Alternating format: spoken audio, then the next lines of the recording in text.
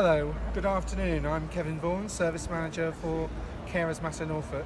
And we're here today at the forum in Norwich for the launch of National Carers Week in Norfolk, our joint event with Care for Carers. I'm glad to be joined by Nick Conrad, who's the host of the breakfast show on BBC Radio Norfolk, and he interviewed two carers earlier today.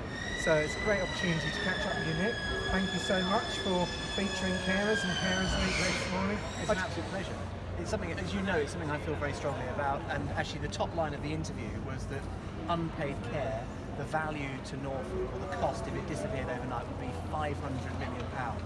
So I would defy anybody watching this, or anybody who reads that figure, to claim that they haven't got a vested interest in it, because that kind of money, as you know very well, we couldn't find overnight. So actually I think we should be doing a lot to mark the work of unpaid carers and also celebrate unpaid carers and be thankful for what they give our county.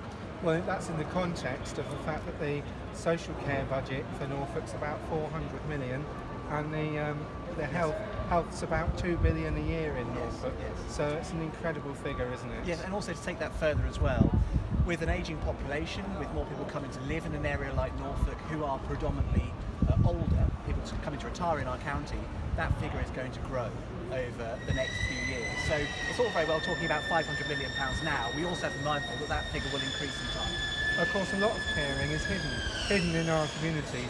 We don't know, it could be our neighbour, our family member, our friend who's caring, and we often don't know about it. So how, through the medium of radio and other media, including social media and television, Nick, can we work together to try and increase that awareness of caring and try and help carers to self-identify and go to the right place for support? Listen, I think it's maybe threefold. I think one of the key things that we've got to do is change the perception of being a carer.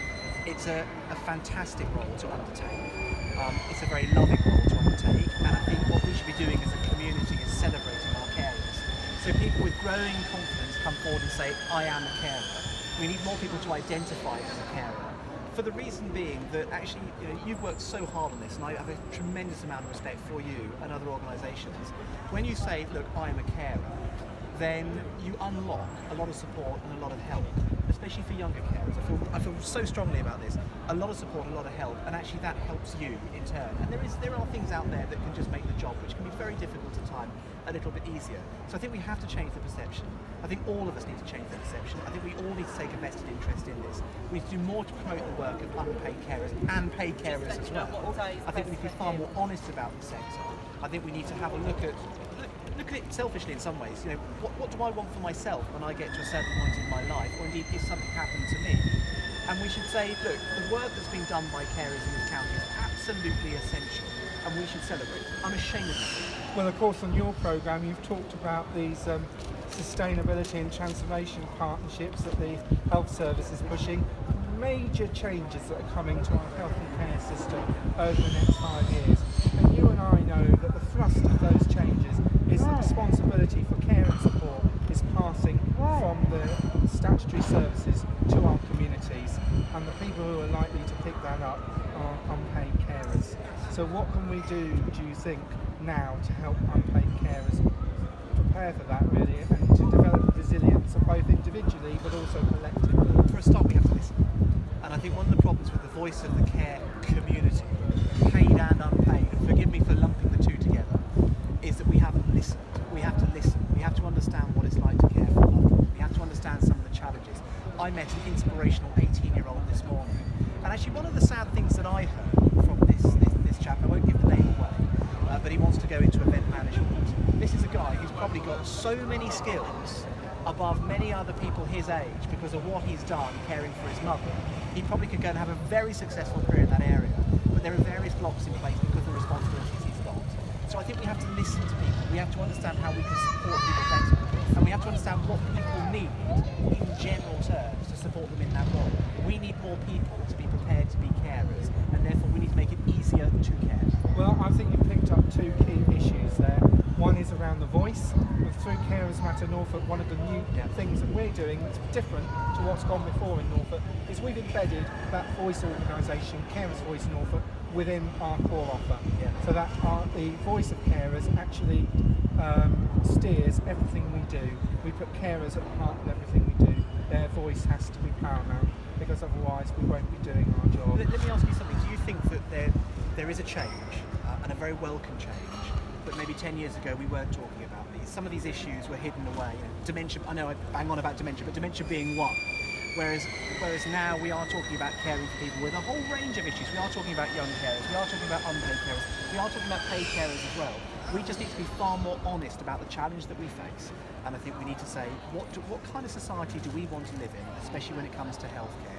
Care is a massive part of that. I think you're so right. I spoke to someone the other day who said 20 years ago we didn't talk about cancer. Yeah. Now all I hear about is cancer. Yeah. Actually, we're very open and honest about cancer. And the same things happens with dementia. And I think it's a turn of carers now that we're going to be open and honest about caring and spot caring in our community and be open about it. Because the other thing I wanted to pick up that you've said is we need to help carers have aspirations. There's no reason that young man has to keep caring all his life. He needs to have the choice.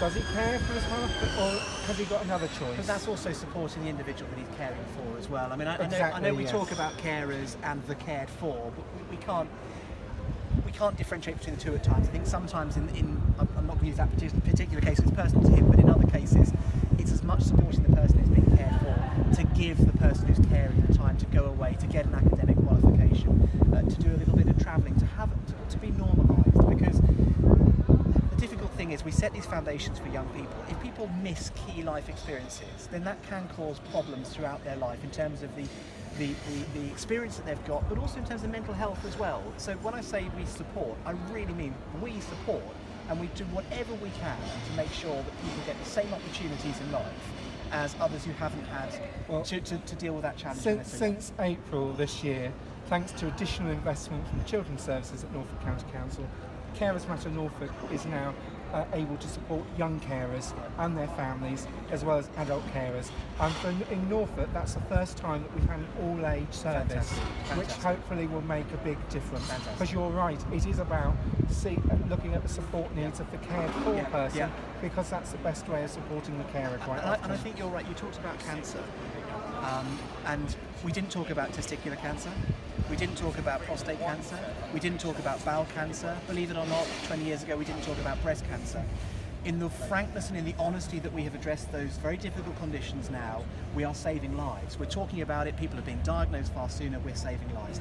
And in the same way, if you bring something out of the shadows, if we talk about care, if we're more open and honest about it, then we can transform lives. And that's what I think you're about, I think that's what we should all be about, and I think we all set this platform, and we should all be championing care. I think one of our biggest challenges is around the fact that carers often don't self-identify, because in self-identifying, quite often they feel that... Why is that though? Is it shame? Is it what? I don't know if I call it shame. It's to do with identity, because they're a brother or a mother or a son or a father first, and our sibling. And in some way, many people feel that by acknowledging that they're now a carer, somehow they lose that other identity, or somehow it becomes weakened or lessened. And we don't see that at all. And actually the best thing the carer can do to protect that relationship is to seek support early, because it's when they reach crisis and things are going wrong for them that those relationships are most at risk. So true, so true. What I'm saying is we need more people like Kevin. Thank you.